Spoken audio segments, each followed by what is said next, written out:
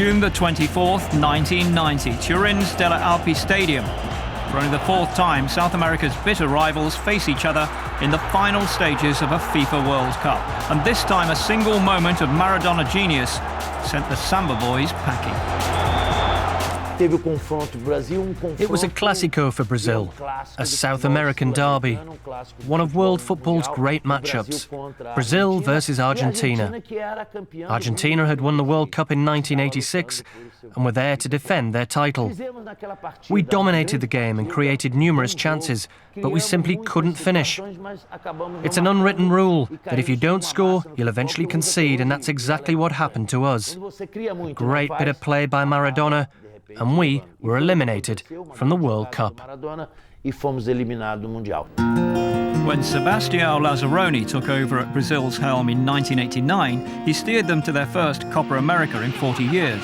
But after Argentina's first World Cup win over Brazil, his time was up, and he was forced to step down from the position he most cherished.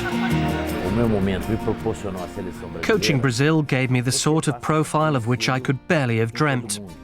I was instantly recognised around the world, so offers came from everywhere. All of them tempting.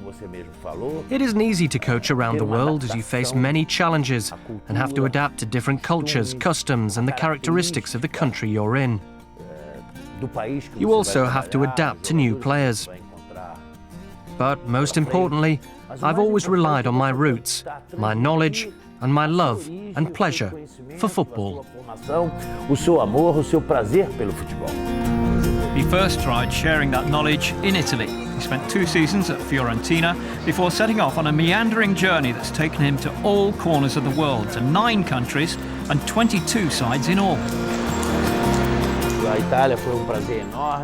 Italy was an absolute pleasure.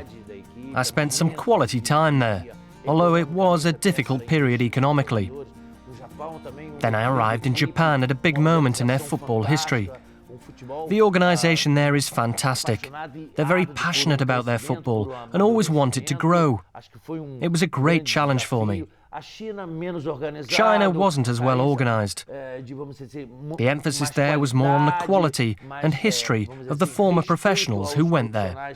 He still found time to return to Brazil on several occasions to coach club sides. He launched his career aged only 34 with Brazil's best supported club Flamengo. And when he found success there, was snatched away by bitter local rivals Vasco da Gama.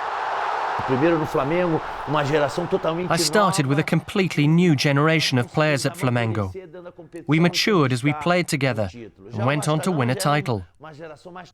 Vasco da Gama already had a more experienced and talented generation of players, and I was able to win 2 league titles with them.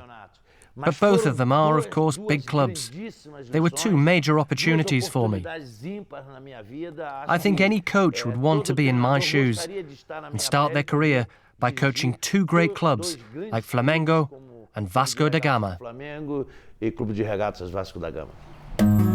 Lazaroni's most recent destination was Qatar. He spent 3 seasons with Qatar Sports Club before being drafted in to lead the national team through the first group stage of Asia's World Cup qualifiers.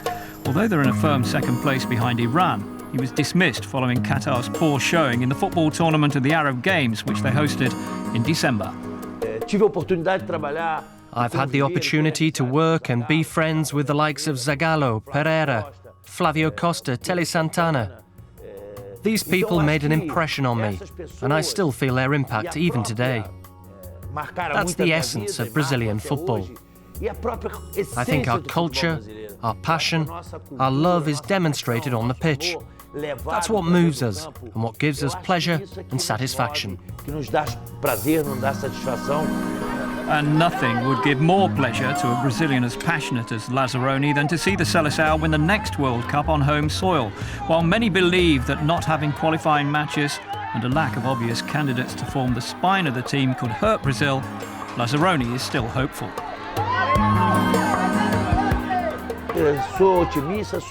I'm an optimist. I have high hopes that the coach will find the right balance between playing attractive football and achieving results that will represent a successful World Cup for us. I have no doubt we'll have a competitive team that will do the job. We're one of the title challengers, but I couldn't say with absolute certainty that we'll be champions. It's a dream for all of us. For Lazaroni himself, it's been a remarkable journey. A low-key player evolved into a high-level coach who's been to 4 continents. And it's not over yet. There'll surely be more job opportunities and more travelling coming his way.